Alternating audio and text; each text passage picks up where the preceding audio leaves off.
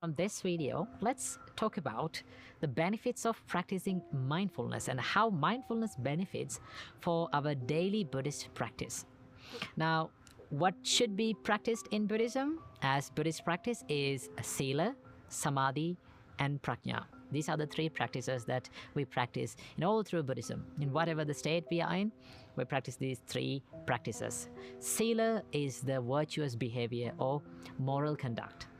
And we've discussed about Sila in a separate video. If you haven't watched it and if you don't know what Sila is, you can watch it right here.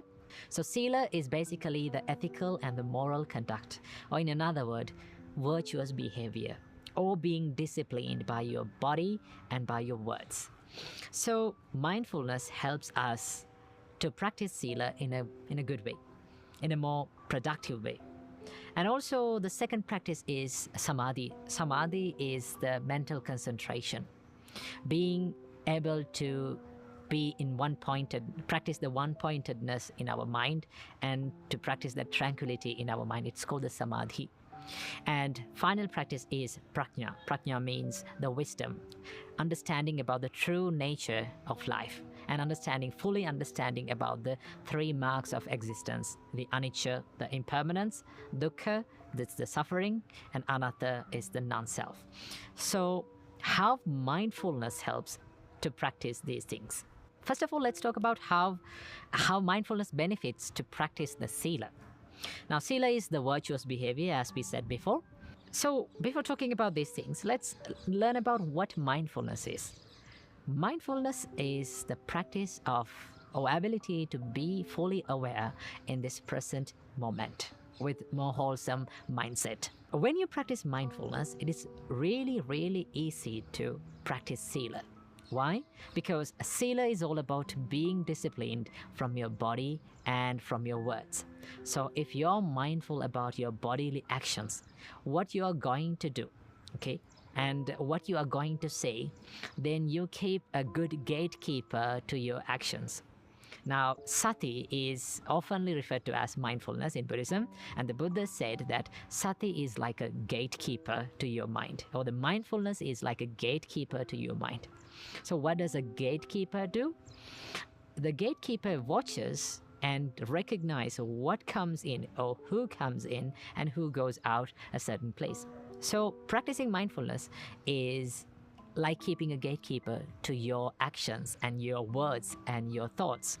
So if you are aware of what you are doing, right, and if you know before what you are doing, and if you know what you're doing before doing, and if you know what you're saying before saying, by being mindful and by being aware, then it is very easy to control the unwholesome actions and unwholesome thoughts and unwholesome words that occurs in our life. And this helps us to be disciplined from our body, to be disciplined from our words, and it will be easy to practice the virtuous behavior, and our practice of Sila will be even more productive.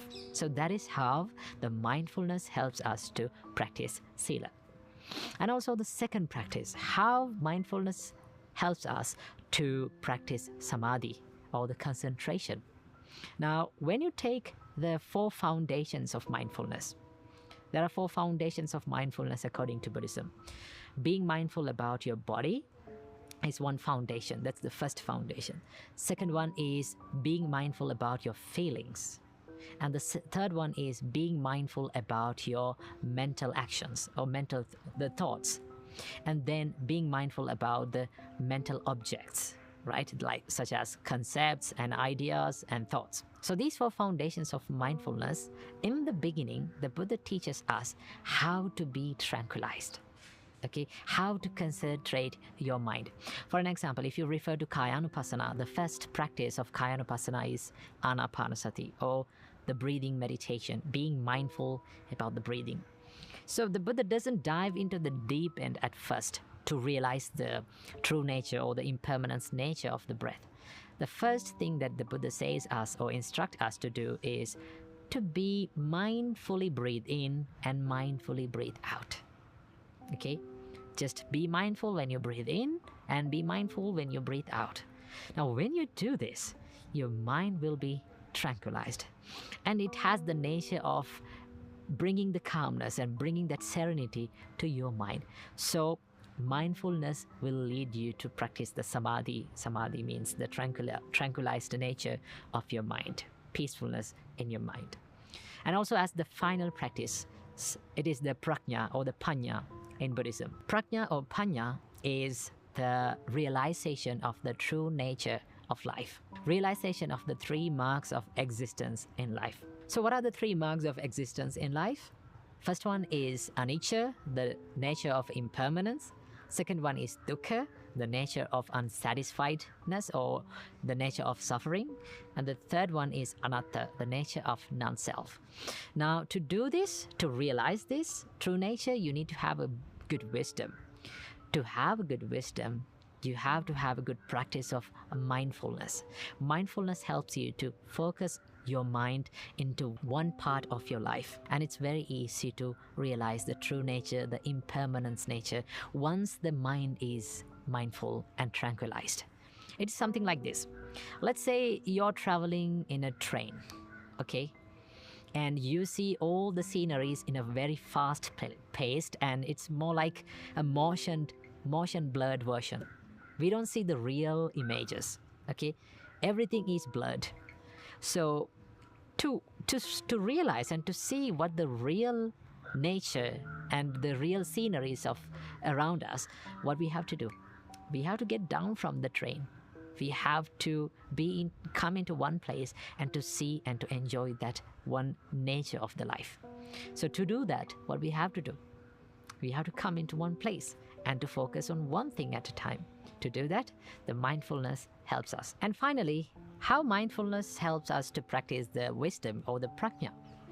So the prajna is the ability to realize the true nature of our life. The true nature of our life is the impermanence. And the true nature of the existence is these three marks of existence: the impermanence nature, and the suffering nature, and the non-self nature. So to realize these three natures, what we have, we need to have a tranquilized mind and a well-focused mind and a good awareness. So practice of mindfulness will help us to bring the awareness to our life. So that will help us to bring more wisdom and to see the life in a more wiser way and a more profound way by practicing the mindfulness. So this is how the practice of mindfulness helps us to be more productive in Buddhist practice. So let's all practice this amazing practice of mindfulness in our life. Namo Buddhaya.